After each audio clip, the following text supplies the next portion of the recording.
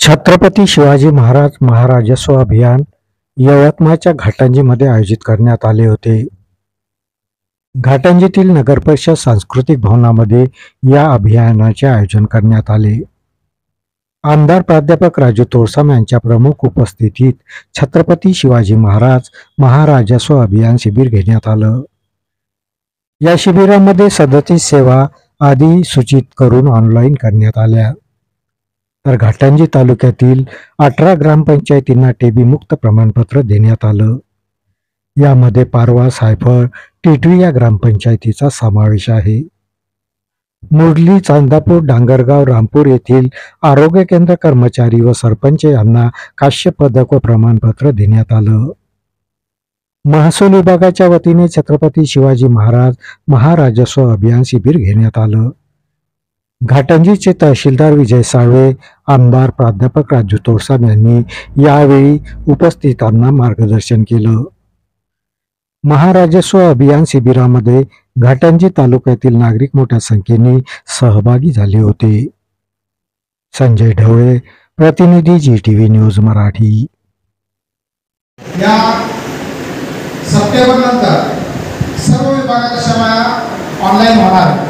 जो कोणी ऑनलाईन सेवा देणार नाही तर माननीय मुख्यमंत्री महोदय यांनी अगोदरच सांगितलेलं 100 दिवसाच्या कार्यक्रमामध्ये की त्यांना 1000 रुपये प्रति दिवस दंड होणार आहे. म्हणून इथं त्या अधिसूचित करणे आणि लोकांना ऑनलाईन सेवा देणे याचा एवढाच फायदा होतो की लोक घरी बसून आपल्या मोबाईलवर, आपल्या लॅपटॉप, कॉम्प्युटरवरून किंवा आपले सरकार सेवा केंद्र किंवा सेतू प्रत्येक गावामध्ये सरकार सेवा केंद्र हे ग्रामपंचायतीला प्रत्येक स्थापन झालेले आहे. तिथून या सेवा घ्याव्या. सरकारचा एवढाच उद्देश आहे की आपण घर बसल्या सेवा घ्याव्या. कारण तालुक्याला यायचं असलं तर आपल्याला कमीत कमी 100 रुपये लागतो आणि आपण तिथं कारण असताना 100 ते 200 रुपये 50 रुपये आहे की आपल्याला इथं आल्यानंतर कमीत कमी 200-250 रुपये होते. स्वाभियान जे आपण इथं राबवत आहोत त्याचा उद्देश एवढाच आहे की जास्तीत जास्त अधिसूचित सेवा आपण आपल्या विभागाच्या कराव्या.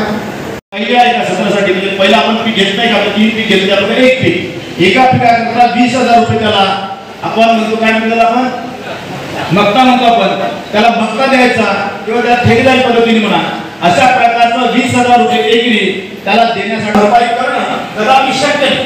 कारण नुकसान व्हायचं आता 50,000 आपल्याला सरकारकडून मिळाले त्याचे 5,000 रुपये. अशा परिस्थितीमध्ये त्या शेतकऱ्याला अतोनात नुकसान व्हायचं आणि म्हणून वन विभागाने आता चांगला निर्णय घेतला.